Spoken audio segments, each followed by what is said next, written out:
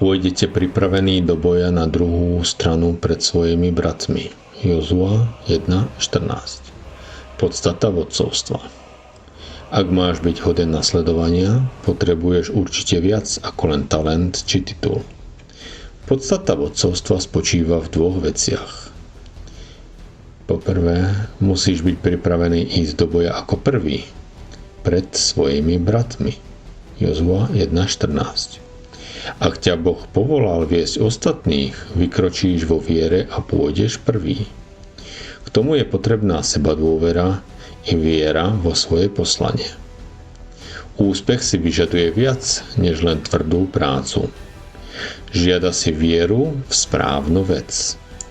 Boh povedal Jozuovi: buď silný a odvážny, nestrachuj sa a nezúfaj.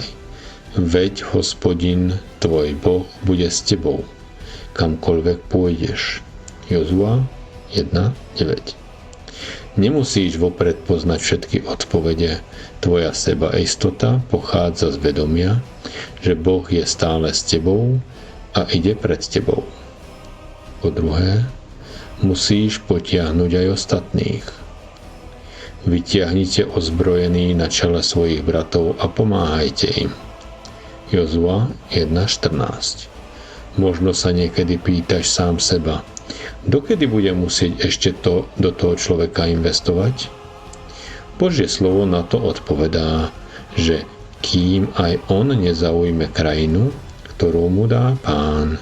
Jozua 1.15. Mnoho ľudí pôjde slúžiť, len keď ich o to niekto požiada. Niektorí možno poslúžia v časoch krízy.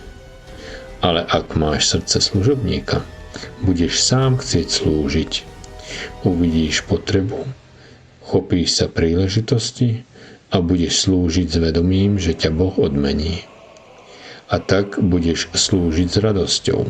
Pozri Žalm 102.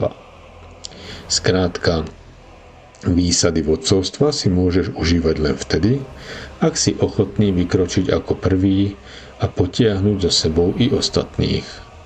To však nie je všetko. Boh k tomu ešte hovorí: potom sa môžete vrátiť do svojej vlastnej krajiny a obývať ju. Jozua 1.15. Počuli ste dennú úvahu zo 4. vydania časopisu Živé slovo dnes.